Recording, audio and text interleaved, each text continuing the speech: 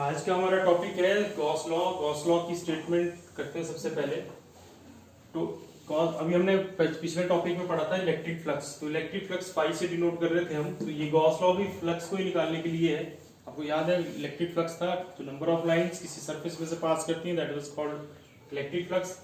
तो electric flux जो है वो गॉस लॉ भी उसी को डिफाइन करता है। गॉस लॉ बोलता है कि अगर कोई चार्ज है किसी क्लोज सरफेस के अंदर, देखो ये लिखा हुआ कि total charge enclosed by the surface, तो जो भी charge enclosed by the surface है उसको अगर आप एप्सिलॉन नॉट से डिवाइड कर दें तो आपके पास टोटल इलेक्ट्रिक फ्लक्स आ जाएगा।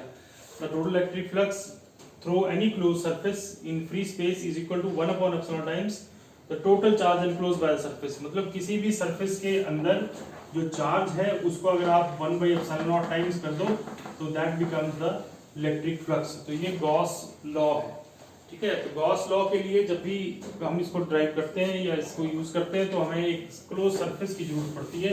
अगर क्लोज सरफेस गिवन ना हो तो हम जो है वो एक सरफेस बनाते हैं जिसको बोलते हैं गॉसियन सरफेस। गॉसियन सरफेस क्या है? It is an imaginary close surface around a charge. जैसे कि अभी मैं प्रूफ करूंगा तो उसके वो हम एक चार्ज लेंगे और उसके सराउंडिंग में हम एक गॉसियन सरफेस बनाएंगे जिसकी हेल्प से हम इलेक्ट्रिक फ्लक्स को डिटरमाइन करेंगे, ठीक है। तो हम इसका प्रूफ करते हैं। तो प्रूफ क्या है इसका? इस तरह से लेट अस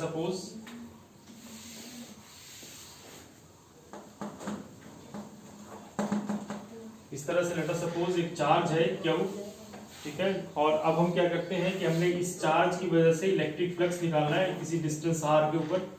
तो हम क्या करेंगे, हम इस आर को रेडियस मान के इसके सराउंडिंग में एक गॉसियन सरफेस ड्रॉ कर लेंगे। तो जो गॉसियन सरफेस है वो अगर सिमेट्रिकल बने तो ज्यादा अच्छा है, क्योंकि सिमेट्रिकल सरफेसेस जो होते हैं इनके एरियाज डिफाइंड होते हैं। तो ये हमने जो एक सरफेस बना लिया जो कि स्फेरिकल सरफेस है, साफ दिख रहा है। अब आपको पता है चार्ज जो है वो इलेक्ट्रिक फील्ड इमिट करता है, तो इलेक्ट्रिक फील्ड इस तरह से इस चार्ज की लग रही है।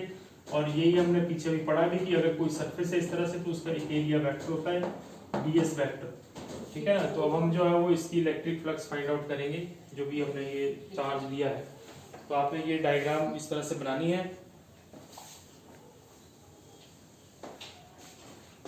तो इसमें अब आपको पता है ये चार्ज है, बीच में थोड़ा सा पॉइंट आपने लिखना है कि हमने एक चार्ज कंसीडर किया है और उसकी वजह से हम इलेक्ट्रिक फील्ड फाइंड आउट करने वाले हैं किसी पॉइंट पी के ऊपर जो कि डिस्टेंस आर है।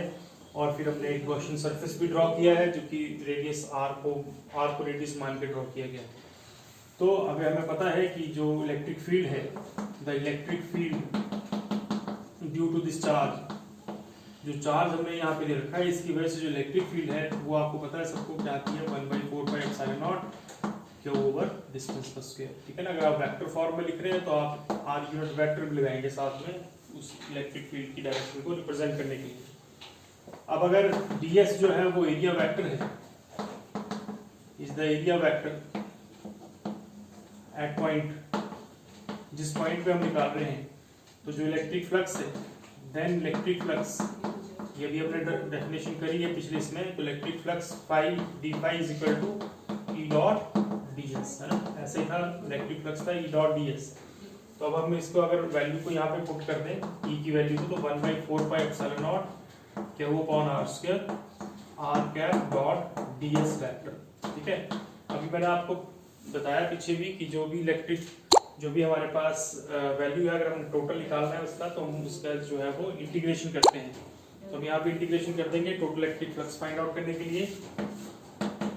तो total electric flux due to charge, पूरे चार्ज की वजह से सारे सरफेस के ऊपर से क्या इलेक्ट्रिक फ्लक्स जो है वो ड्रॉ होगा, phi is equal to integrate कर दिया डी फाई को, ठीक है। तो इंटीग्रेट कर दिया तो ये 1/4πε0 क्या वो upon r square r ds, ठीक है ना। तो अब आपके पास जो है वो ये दिख रहा है कि ये हो गया 1/4πε0 क्या वो r स्क्वायर बाहर आ गया, r यूनिट वेक्टर है इसकी वैल्यू 1 होती है और ds और cos और e और इस r और ds के बीच में एंगल 0 है, ठीक है ना। आप r की वैल्यू भर रहे हैं तो अब आपके पास आ गया फाई 1/4πε0 क्या upon r square ds cos 0। तो वहां से जो पोर्शन है थोड़ा सा वो इस तरफ कर देते हैं, तो ये हमारे पास फाई आ जाएगा 1/4πε0 क्या ओवर आर स्क्वायर। ds जो है वो एरिया है, सरफेस एरिया क्या होता है 4 पाई आर स्क्वायर।